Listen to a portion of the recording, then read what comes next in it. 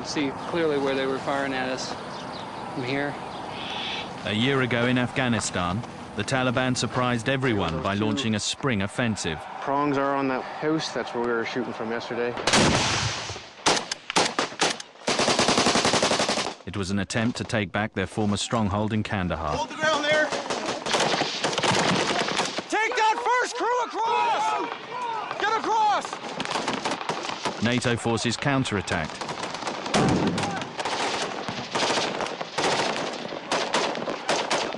And through a summer and fall of heavy fighting, finally drove the Taliban back, reportedly killing up to 1,000 fighters.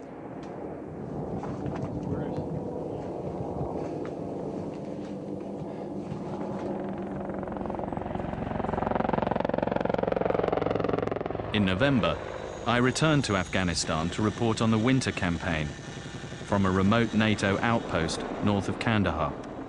This is the command post of Forward Operating Base Martello. There are 120 Canadian troops here, the only NATO soldiers between here and Kandahar city, 120 kilometers away.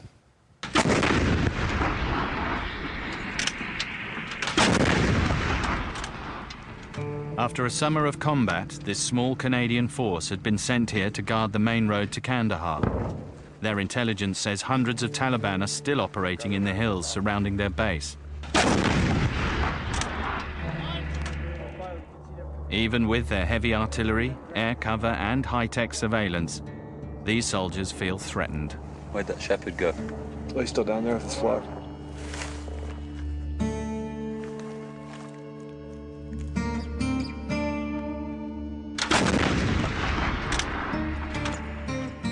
Six Afghans were seen on this ridge 3 kilometers away. The Canadians suspect they are spying on the base. What's that? They got them? Intercepted Taliban radio traffic suggests there were injuries from the shelling, but no one knows for sure.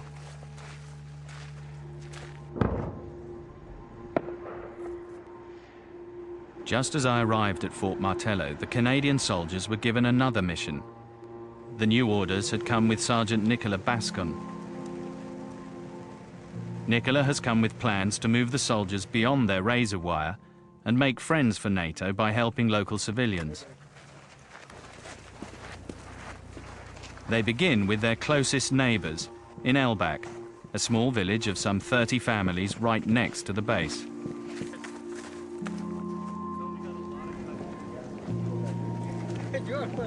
She offers to fix the village's generators and water pumps and to hand out basic supplies. Can you let him know that we're still working on his generators and we plan to have them back within 2 to 3 days because we're still trying to find parts. On the upside, you can let him know that within a week he should be receiving some more material aid.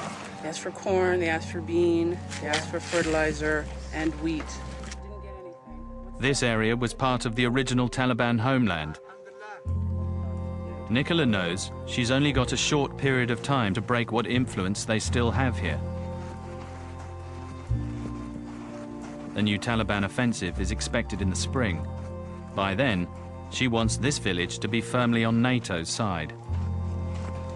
We have a problem of water because we are taking water for the drinking from this water.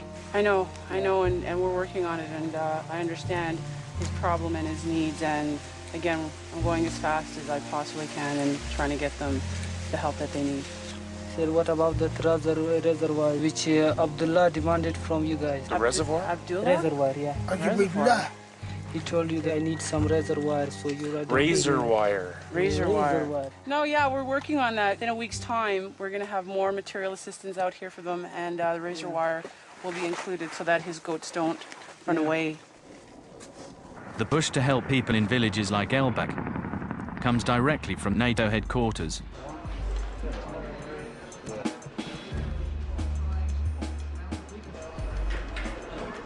In Kabul, the commander, British General David Richards, tells me his focus on civilian aid projects is as important as the military campaign.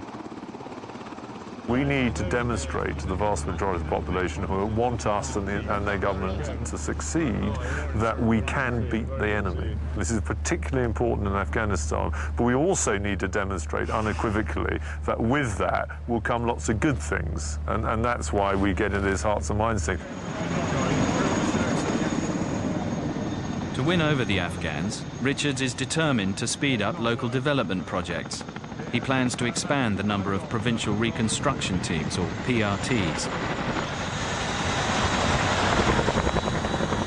Today, he's off to open a new PRT in Nuristan, a province on the border with Pakistan. We are in a historical role here. If we screw up and Afghanistan plows in, yeah, we'll all know about it in a historical sense. If we succeed, I wonder, I'll be a little footnote maybe in someone's book. I'm not going to be one of those screw-up history books. At least I hope I'm not.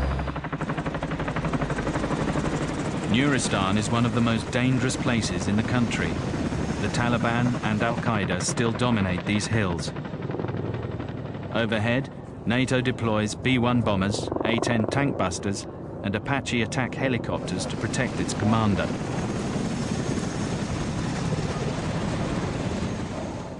I am delighted to be here to mark the opening of another PRT in what has been a troubled area of Afghanistan and defeat the repression and misery offered by the Taliban. And I ask that the people of Nuristan province welcome and work with the troops. They are here, as we all are, to help Afghanistan rebuild itself after the many years of instability and destruction. We hope that the peace and security will come in Afghanistan. Teamwork, teamwork. That's all the teamwork. Teşekkür. Bye-bye. Thank you very much. Take care.